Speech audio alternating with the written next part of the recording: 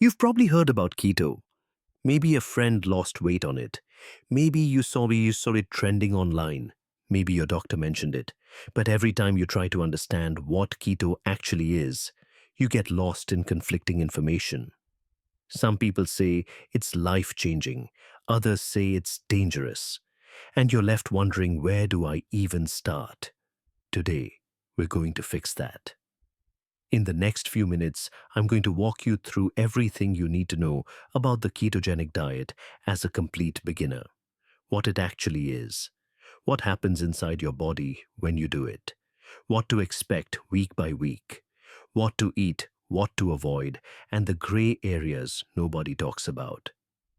And most importantly, how to do it safely and effectively based on your personal goals. This is educational content, not medical advice. If you have any health conditions, please talk to your doctor before changing your diet. Now let's get into it. So what is keto really? At its core, the ketogenic diet is simple. You eat very few carbohydrates, moderate protein, and high amounts of healthy fats. That's it. When you drastically reduce carbs, your body goes through a metabolic shift. Instead of burning glucose from carbohydrates for energy, your liver starts converting fat into molecules called ketones. These ketones become your new fuel source. Here's the thing most people don't realize. This isn't some new biohacking trend. The ketogenic diet was invented over 100 years ago. In 1921, a doctor named Russell Wilder at the Mayo Clinic discovered something remarkable. He noticed that patients with epilepsy who fasted experienced fewer seizures. But fasting isn't sustainable long term, so Wilder asked a brilliant question. What if we could make the body think it's fasting while still eating food? He designed a diet high in fat and very low in carbohydrates that forced the body to produce ketones. He called it the ketogenic diet. And it worked. By 1925, studies showed that 60% of epileptic children became completely seizure-free on this diet. So keto isn't a fad. It's a medically established approach with over a century of research behind it. Now, why can your body do this? Why can it switch from burning sugar to burning fat? Think about it this way. Your ancestors didn't have grocery stores.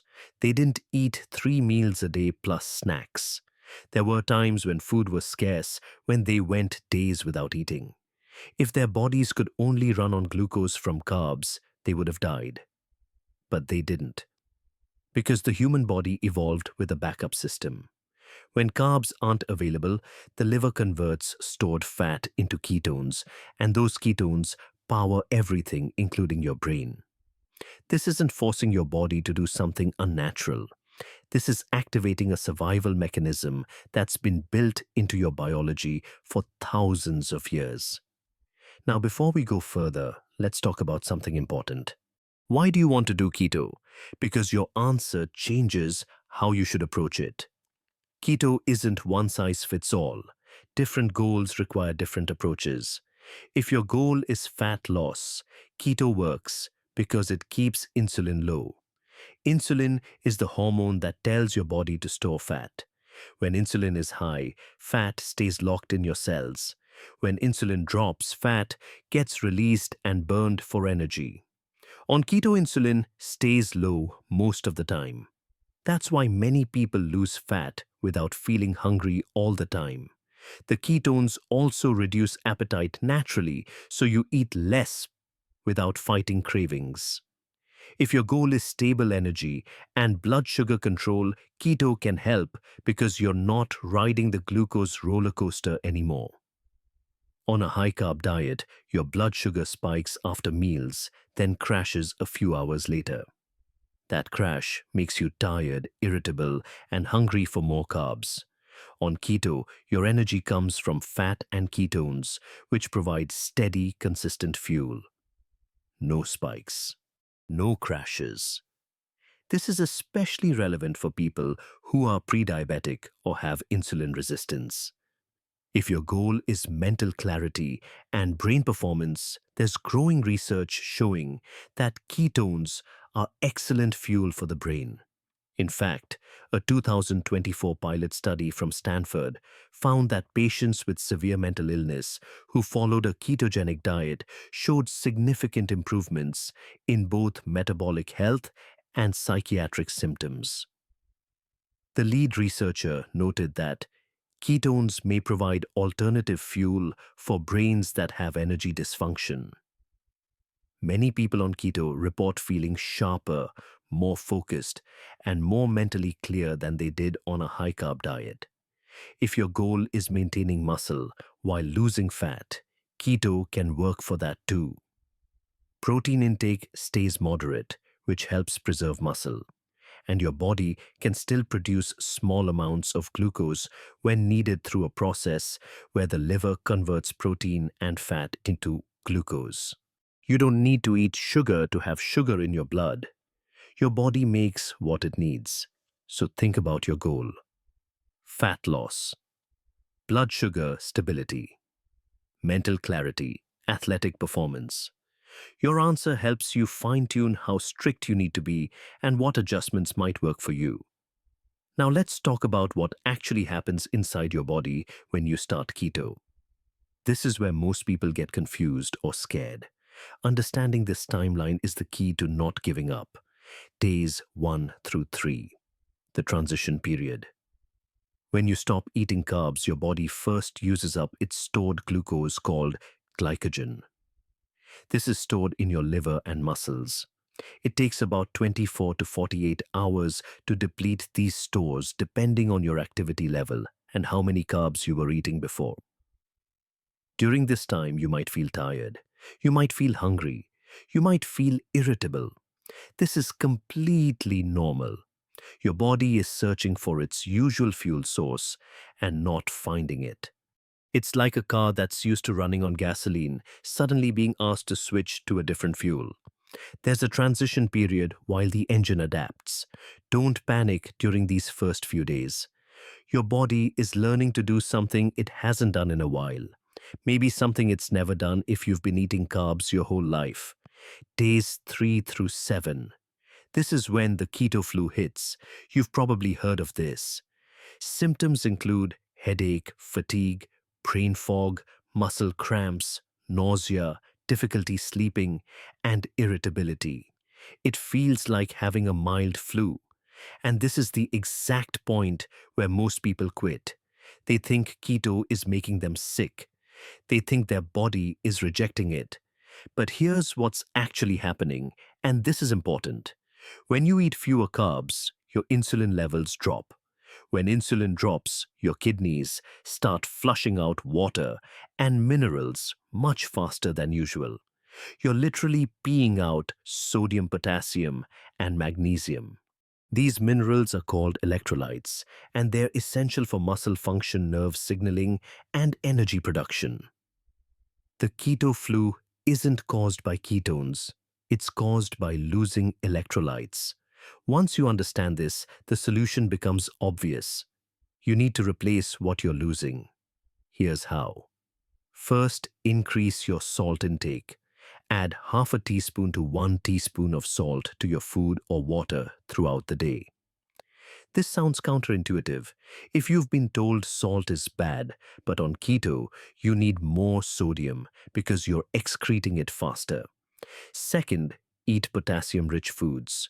Avocados, leafy greens like spinach and kale and fish are excellent sources.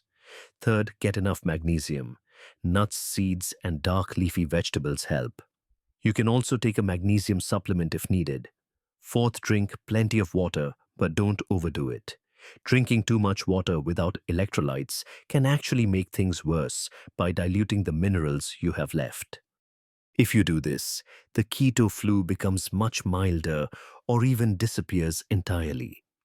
Most symptoms resolve within a few days to a week.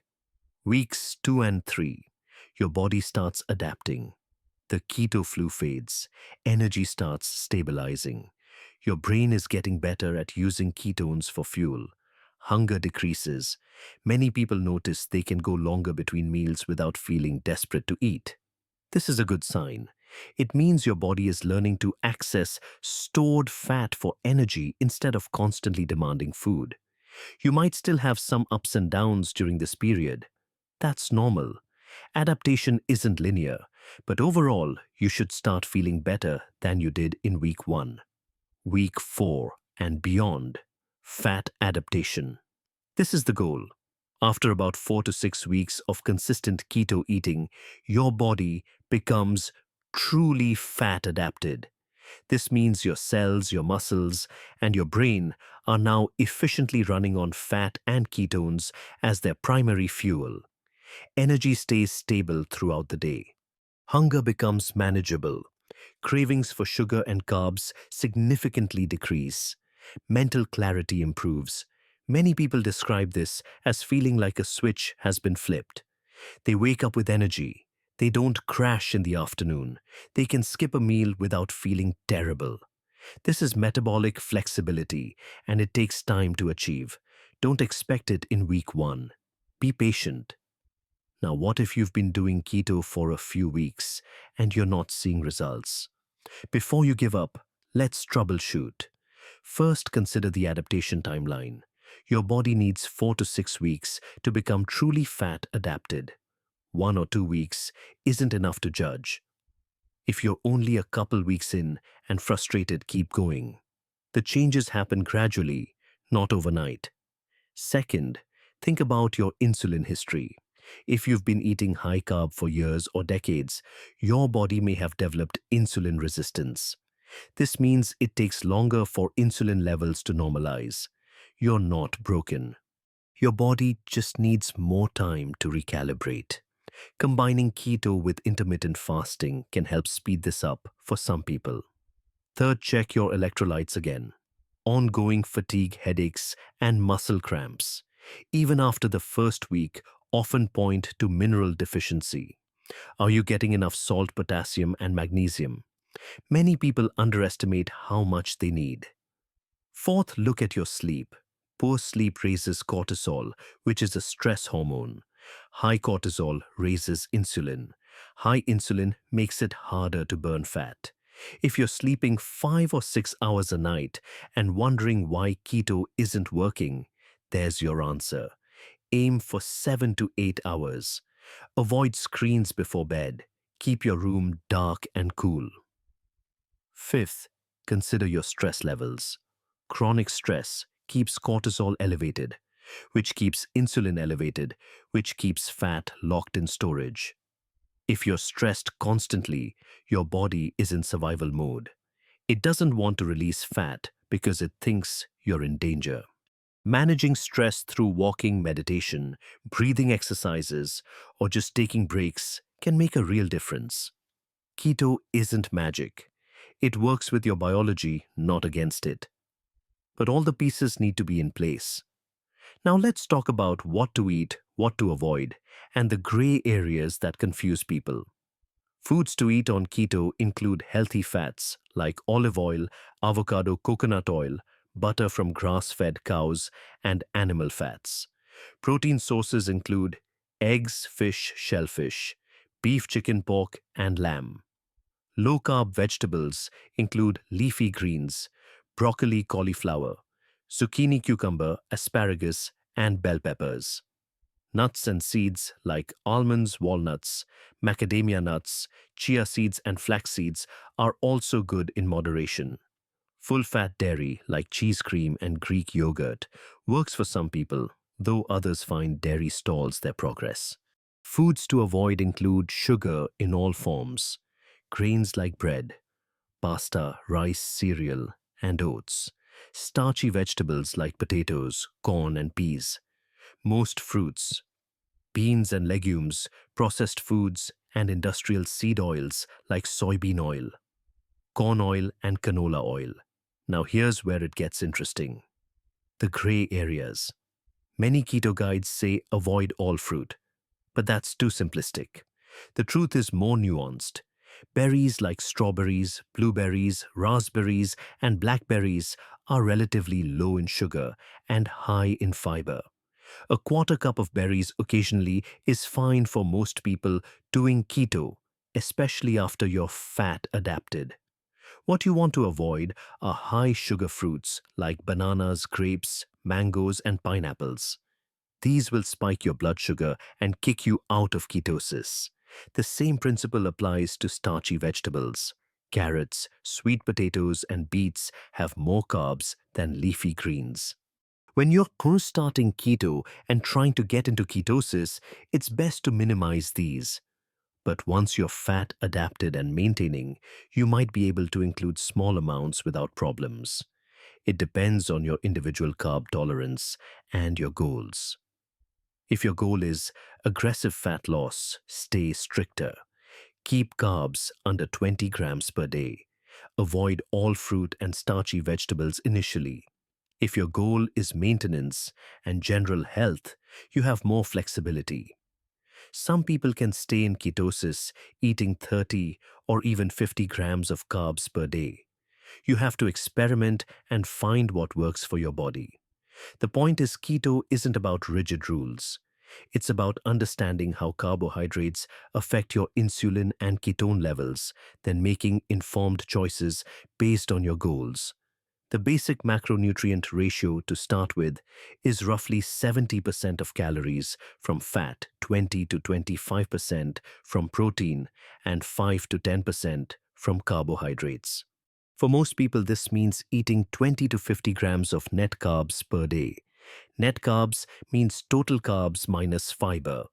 You don't need to obsess over exact numbers, especially at the beginning. Focus on eating real food: meat, fish, eggs, vegetables, healthy fats. Avoid sugar bread, pasta, and processed foods. If you do that, you'll be close enough. Now let's talk about something crucial. Who should be careful with keto and who shouldn't do it at all? Keto is not for everyone. And even for people who can do it safely, adjustments might be needed. If you're pregnant or breastfeeding, strict keto is not recommended. Your body and your baby need a wider range of nutrients during this time. Consult your doctor before making any major dietary changes. If you have a history of eating disorders, keto's restrictive nature could trigger harmful patterns. Please work with a healthcare professional if this applies to you. If you have type 1 diabetes or are taking insulin for type 2 diabetes, you must work closely with your doctor. Keto dramatically affects blood sugar and insulin needs. Your medication doses will likely need adjustment, and going low without proper monitoring can be dangerous. If you have kidney disease or liver disease, consult your doctor before trying keto. These organs play key roles in processing protein and producing ketones. If you're a child or teenager, keto should only be done under medical supervision, typically for conditions like epilepsy. Even if you don't fall into these categories, pay attention to warning signs. If you experience persistent heart palpitations, severe dizziness when standing up, muscle cramps that don't improve with electrolytes, significant hair loss, loss of menstrual periods. If you're a woman, or symptoms that last more than 2 weeks without improvement, stop and consult a healthcare provider.